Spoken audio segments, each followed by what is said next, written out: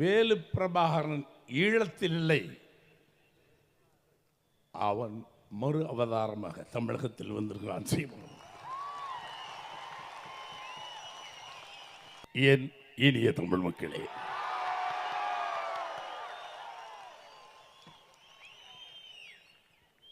பாரதி ராஜா இந்த மேடையில் எப்படி? பொதுவாகவே உலக வரலாற்றில் இனப்படுகொலை ஈழத்தில் நடந்தது போல் எந்த வரலாற்றிலும் லட்சக்கணக்கான தொப்புள் கொடி பந்தங்கள் அநியாயமாக கொல்லப்பட்டார்கள். இது வீர வணக்க நாள். நான் தனி மனிதனாக இந்த வீர வணக்க நாளை என் வீட்டிலேயே நானே, ஏன்னா அவரோடு பழகிய பெருந்தலைவன் பிரபாகரோடு பழகிய காலங்கள், அந்த மக்களோடு ஒரு 10 நாட்கள் இருந்திருக்கிறேன். இந்த வீர போராளிகள் அதனால் உள்ள ஒரு கசிவு வீட்டில் இருந்து தான் நானே பண்ணிக்கணும். ஏன்னா எனக்கு அமைப்புகள் கிடையாது. சில அமைப்புகள் இருக்கின்றது, இனம் மொழி பற்றி பேசி நான் கொஞ்சம் தலையை எட்டி பார்ப்பேன். அங்கும் எங்கேயோ ஒரு சிறை குறை இருக்கு, ஒரு சுயநலம் தெரிகிறது. மொழி பற்றி இனம் பற்றி பேசலாம், உண்மை வேண்டும். அது எங்கே இருக்கிறது தேடி பார்த்தேன். இந்த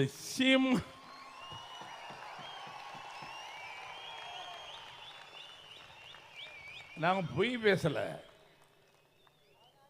அவன் என் புள்ள. என் பிள்ளையா இருந்தாலும் தப்பு செஞ்சா தப்புன்னுவேன். மேடை நாகரிகம் கருதி கூட என்னை அவர் என்று சொல்ல முடியாது. அவனை நான் அவன் சொல்லலைன்னா பொய். என் பிள்ளை மனோஜ் அவர்களே, சீபாட் அவர்களே, இளையராஜா அவர்களே சொல்ல மாட்டேன். இளையராஜாவுக்கு இந்தியாயோ மேடையில் இப்படி இல்லாமல் சொன்னான், நான் பொய். நான் உண்மை பேசாமல் போய்விடுவேன். அதை சீமனம் என் புள்ள தப்பு. ஆனால் அவனுடைய சமீப கால அரசியலுடைய கோட்பாடு இனம் மொழிக்காக அவன் உத்வேகமாக கொடுக்கின்ற அந்த பெரிய இடைவெளிக்கு பின்னால் ஒரு அக்கினி குஞ்சொன்று பிறந்திருக்கிறது என்று சொன்னேன். ஏன்னா பாரதி ராஜா, ஏன் நீ இதை கையெடுத்து செஞ்சிருக்க கூடாதா? அவனுக்கு இருக்கக்கூடிய ஆற்றல், அவனுக்கு இருக்க வீரம் அது வேறு. அவனும் கலைஞன் தான், நானும் கலைஞன். நான் கலையில் முழு ஈடுபாடாக நின்று விடுவேன். எங்காவது அநீதி என்ற ஒரு குரல் விடுவோம், தமிழ் இனம். அவன் அப்படி இல்லை, அழுத்தமாக ஊன்றி நிற்கிறான். இந்த தலைமுறையில் இந்த அக்கினி குஞ்சை விட்டால் நமக்கு வழி இல்லை. ஆயினால்தான் நீ என்ன வேணாலும் அடையாளம் வச்சுக்கோ, இந்த வீர வணக்கத்தில் அல்ல. நான் ஒரு பொது மனிதனாக, ஒரு தமிழ் குடிமகனாக, என்னை சார்ந்த நடுநிலையான அத்தனை குடிமகனும் உன்னை நேசிக்க வேண்டும். அதற்கான உணர்வு உனக்கு இருக்கு. நான் முதல்ல ஏதோ அக்கினி குஞ்சுன்னு சொல்லிட்டேன். அப்புறம் கொஞ்ச நாள் கொடுத்தா ஒரு சின்ன தீப்பந்தம் மாதிரி தெரிஞ்சு, அப்புறம் இப்போ பார்க்குற இந்த பெருங்குடியில் என்னால் நம்ப முடியல.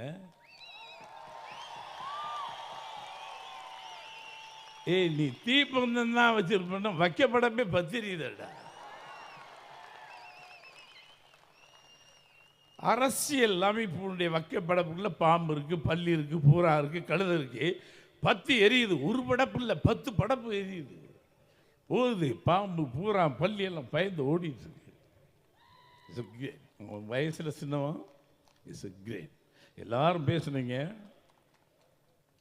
எனக்கு இந்த பேசிய நல்ல வேளை இந்த கூட்டத்தை நான் மிஸ் பண்ணியிருப்பேன். நான் வரல, சரி லேட்டாக வர்றேன். சரி, என்ன அங்கே வந்து ஏதாவது வம்புக்கு, நான் அரசியல் எல்லாம் கிடையாது அப்படின்னு ஒதுங்கி கடைசி நேரத்தில் அப்படி வந்துட்டு போகலாமான்லாம் நினச்சேன். ஆனால் வந்து அமர்ந்த உடனே இளம் சிங்கங்களே, என் தமிழ் இனமான சிங்கங்களே, அது எப்படிடா? அதாவது ஒருத்தவங்க கூட வேட்டி சட்டை போடல, எல்லாம் பேண்ட்டு. என்னை மாதிரி என் இனிய தமிழ் மக்களை சொன்னால் கூட உடை எனக்கு ஒரு இது இல்லை. உள்ளே அந்த வேகம், ஈரம், மான உணர்ச்சி, மொழி உணர்ச்சி, எவ்வளவு ரத்தம் துடிக்க உணர்ச்சி விட்டு பேசலாம், அறிவுபூர்வமாக பேச வேண்டும். அதை பேசுறீங்க, எல்லா பையனும் பேசுறீங்க. சின்ன பையன் வேணாட்டு போட்டு போறான், என்ன பேசுறான்? நான் நிறைய படிக்கணும் போல இருக்கும்.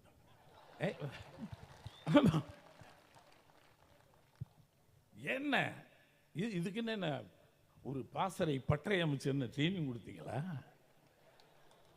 இளைஞர்கள் பேசி அத்தனை பேரும் அற்புதமாக பிள்ளைகளை வளர்த்துருக்கலாம். சீமான், hats off to you.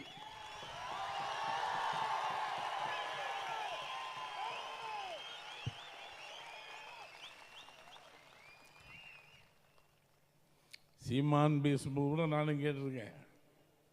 என்ன நம்ம யாரு தெரியல, நம்ம உழுது பழச்சவங்க மாதிரி கச்சாம்பச்சான் கடுக்கு விட்டான்னு ஏதோ ஒன்று உணர்ச்சி பூர்வமாக பேசுவோம். உணர்ச்சி பூர்வமாக பேசவில்லை, ஆழ்ந்து அரசியல் தெரிந்து தெளிந்து பேச வேண்டும். சீமான் சமீப காலமாக மிக தெளிவாக இருக்கிறான். Very strong. இல்லைன்னா வந்து மேடையில் உட்காந்து ஐயா சீமான் உடம்புல வெள்ளையனு சிகப்பணு இருக்கு. இந்த வெள்ளையனும் குறைஞ்சாலும் உடம்புக்கு பாருங்க சிகப்பணு. ஆனால் உன் இளைஞர்களுக்கெல்லாம் இனம், மொழி, இந்த வெள்ளையனு சிகப்பணு சரியான கலவையில் இருக்கிறது. நான் இனிமேல் பேச கற்றுக்கணும், நான் வரணும், நான் பார்த்துக்கிறேன். ஏன்னா அதில் ஊறி வளர்ந்து அதை இப்போ நம்ம உணர்ச்சி படம் எடுப்போம், அது வேற. பட் மேடையில் உட்கார்ந்து பேசும்போது பேசி அத்தனை பேரையும் நான் பேர் சொல்லி கூப்பிட முடியாது. இளம் சிங்கிகள், புலிகள் தான்.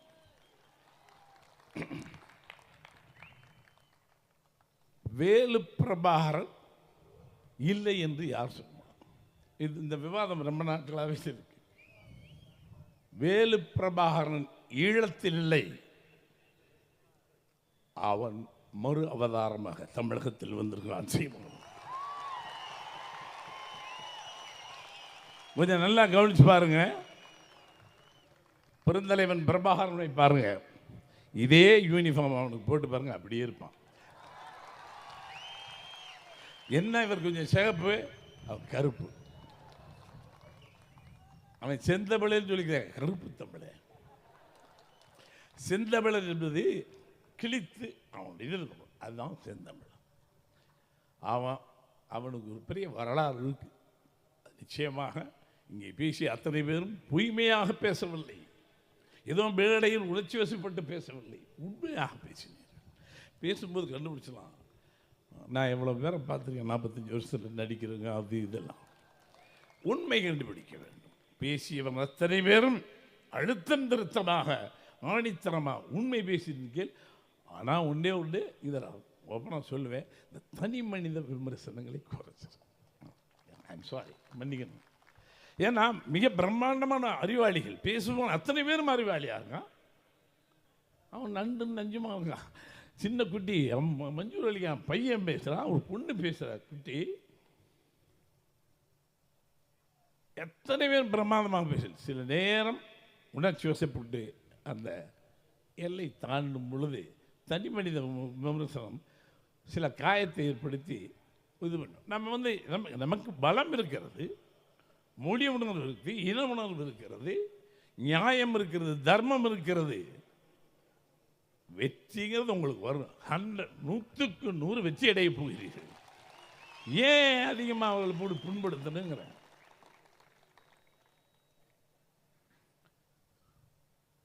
இவ்வளவு பெரிய கூட்டத்தை நீ கூட்டியிருப்பேன் நினைக்கல. மிஸ் நம்ம லேட்டாக வந்திருந்தா மிஸ் ஆயிருக்கோம். பயம்.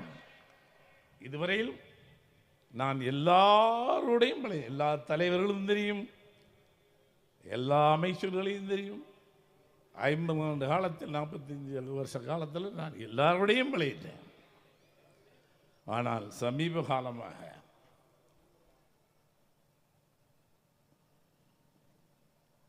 பயம் வருதுன்னா நல்லா கவனிக்கல. பயம்லாம் நீ பாட்டு போ. இவனிடம் பொருள் இருக்கிறது என்று அர்த்தம், இவனிடம் அர்த்தம் இருக்கிறது என்று அர்த்தம், இவனிடம் நியாயம் இருக்கிறது. இவ்வளவு இளைஞர்கள் கூட்டம் என்றால் வேட்டி கட்டி அங்கே 4 பேர் இங்கே உட்காந்து பீடியை குடிச்சு அங்கே உட்காந்து, இது பள்ளிக்கூடத்து பசங்க மாதிரியே வந்து உட்காந்துருக்கீங்களே.